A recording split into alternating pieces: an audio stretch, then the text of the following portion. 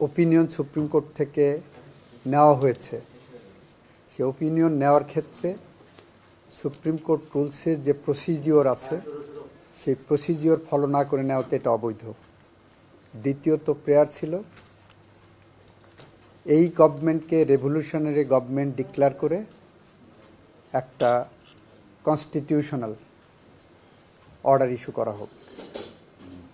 দুইটা পয়েন্টেই high court address করেছেন, high court দেখিয়েছেন এখানে প্রসিজিওরাল কোনো ব্যত্যয় ছিল না।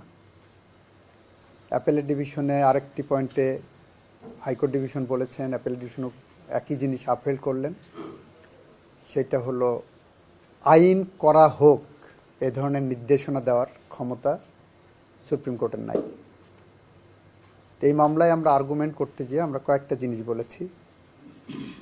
পিটিশনার মহসিন রশিদ সাহেব উনি জুলাই বিপ্লবের সময়,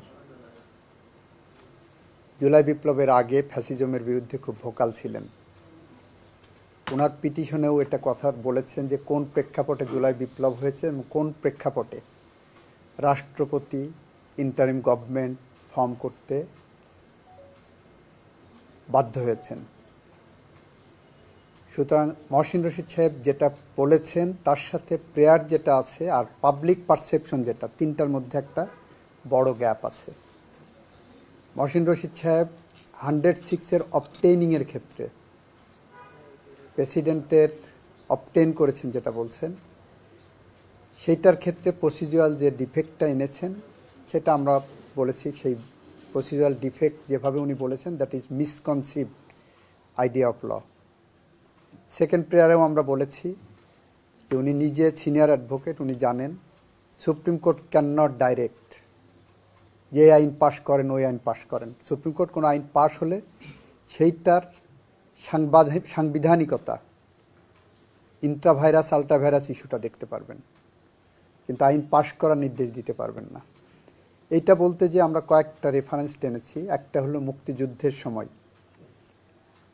পাকিস্তান কনস্টিটিউশনের আন্ডারে পাকিস্তান পার্লামেন্টের সদস্যদেরকে বিজয়ী রাজনৈতিক শক্তি মুক্তিযোদ্ধারা দায়িত্ব দিয়েছিলেন আমাদের একটি সংবিধান রচনা করার জন্য, এবং বিজয় অর্জনের পরে সেই পার্লামেন্ট মেম্বাররাই একটি সংবিধান আমাদেরকে উপহার দিয়েছিলেন। সুতরাং সোশ্যাল কন্ট্রাক্ট থিওরিতে এবং রেভলিউশনারি থিওরিতে যারা বিজয়ী শক্তি, বিজয় উত্তর পরিবেশে এই দেশ কিভাবে চলবে, এদেশের আইন কিভাবে চলবে, এদেশের নির্বাচন কিভাবে চলবে সেটা নির্ধারণ করেন। সেখানে যে আমরা দেখেছি কনস্টিটিউশনের 72 কনস্টিটিউশনের 4th শিডিউলে আমরা বলেছি যে দেখেন এখানে বলা হচ্ছে ওই যে পার্লামেন্টের সদস্যরা সংবিধান করেছিলেন তাদের ডিজলভ করে দেওয়া হলো। ওইখানে বলা হলো যে আমরা প্রথমবারের মতো পার্লামেন্ট ইলেকশন করতে যাব। ওখানে বলা হলো যে আমরা কিভাবে ভোটার তালিকা তৈরি করব। এই সব কিছুই কিন্তু প্রসপেক্টিভ পরবর্তীতে করব বলে বলা হচ্ছে।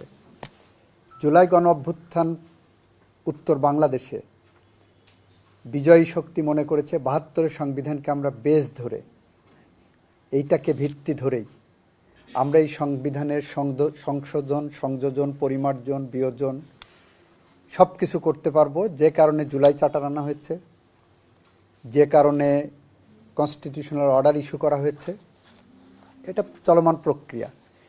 বিজয়ী গণঅভ্যুত্থানে বিজয়ী শক্তি যেভাবে সিদ্ধান্ত নেবেন তারা সেইভাবেই এগিয়ে যাবেন।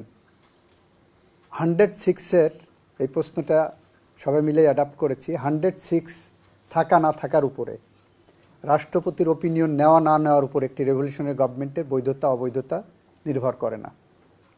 106 যদি প্রেসিডেন্ট নাও নিতেন তারপরেও এই সরকার, রেভলিউশনারি সরকার, বিপ্লবোত্তর সরকার, গণঅভ্যুত্থানের সরকার বৈধতার মুখে পড়বে না। যদি সেটা বৈধতার মুখে পড়ে তাহলে মুক্তিযুদ্ধ উত্তর বাংলাদেশ, 90-এর গণঅভ্যুত্থান উত্তর বাংলাদেশ, এই দুটো প্রশ্নের মুখে পড়বে। সেই সরকারগুলো প্রশ্নের মুখে পড়বে, কারণ একটা আরেকটার সাথে রাজনৈতিকভাবে কোরিলেটেড। এর বেসিক প্রিন্সিপাল হলো সোশ্যাল কন্ট্রাক্ট থিওরি। একজন মানুষ কিভাবে শাসিত হবে, সাধারণ মানুষ কিভাবে শাসিত হবে যখন আইনি কাঠামোর মাধ্যমে সমস্ত পথ রুদ্ধ করে দেওয়া হয়, তখন মানুষ যখন গণ অভ্যুত্থানের মধ্য দিয়ে, মুক্তিযুদ্ধের মধ্য দিয়ে তার ক্ষমতা নিজের হাতে নিয়ে নেন, তখন that is the supreme power, that is the absolute power, that is the legal power, that is the constitutional power, and that is above all the power of the পিপুল।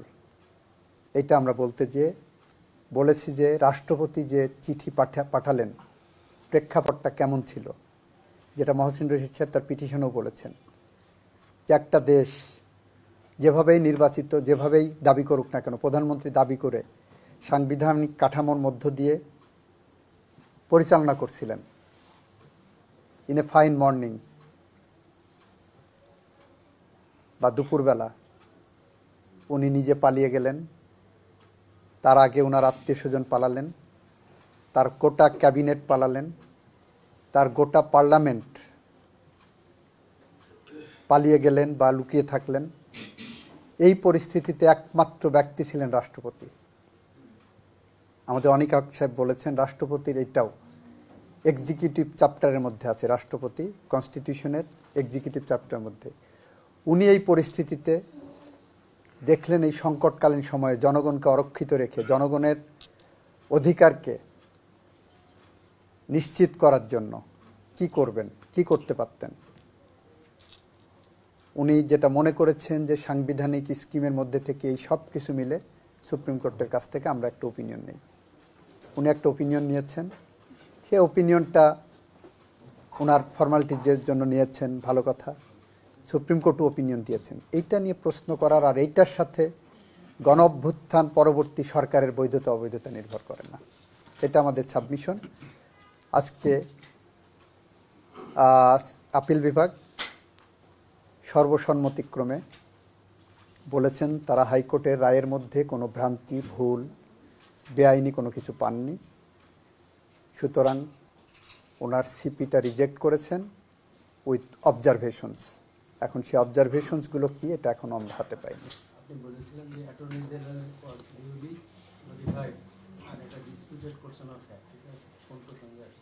আচ্ছা, ওনারা দুইটা প্রশ্ন তুলেছেন। একটা হলো যে নোটিফাই করা হয়নি, তো আমরা বলেছি অ্যাটর্নি জেনারেল ওয়াজ ডিউলি নোটিফাইড এবং অর্ডারের মধ্যেই আছে, ওপিনিয়নের মধ্যেই আছে যে অ্যাটর্নি জেনারেলকে ওনারা শুনেছেন। আর আরেকটা বলেছেন যে ওনাদেরকে বাধ্য করা হয়েছে যে এ ধরনের ওপিনিয়ন দিতে। তখন আমরা বলেছি this is a disputed question of fact, কারণ বাধ্য করা হয়েছে যাদের, তাদেরকেও বলেনি, নাম্বার ওয়ান। নাম্বার টু, এ ধরনের প্রশ্ন যে তারাও দাবি করে সেটাও সাবজেক্ট টু স্ক্রুটিনি। সুতরাং এইটা রিটে, তাহলে তো রিটই চলবে না। এই প্রশ্ন যখন আসবে তখন আর রিট চলবে না, এটা আমরা বলেছি। আমরা আরও বলেছি, বারবার বলেছি, জোর দিয়ে বলেছি, গণ অভ্যুত্থান পরবর্তী সরকার এটা জনগণের ইচ্ছার প্রতিফলন। জনগণ তার ক্ষমতা নিজের হাতে নিয়ে যেভাবে বলেছেন এই সরকার সেভাবে গঠিত হয়েছে এবং জনগণ নিজেরাই ঠিক করে দিয়েছেন। এর সাথে 106 এগুলো মিলবে না। জনগণের প্রতিনিধিরা যখন জনগণের ইচ্ছার বিরুদ্ধে যায়, যখন সমস্ত দ্বার বন্ধ করে দেয়, তখন জনগণ নিজের ক্ষমতা নিজের হাতে নিতে পারে। এই থিওরিটা কিন্তু সারা বিশ্বে স্বীকৃত এবং এই থিওরিকে সারা বিশ্বে এমনভাবে স্বীকৃতি দেওয়া হয়েছে, না হলে মুক্তিযুদ্ধ হতো না, দেশে দেশে মানুষ স্বাধীন হতো না, না হলে আরব বসন্ত হতো না, না হলে ফিলিপাইনে গণ অভ্যুত্থান হতো না।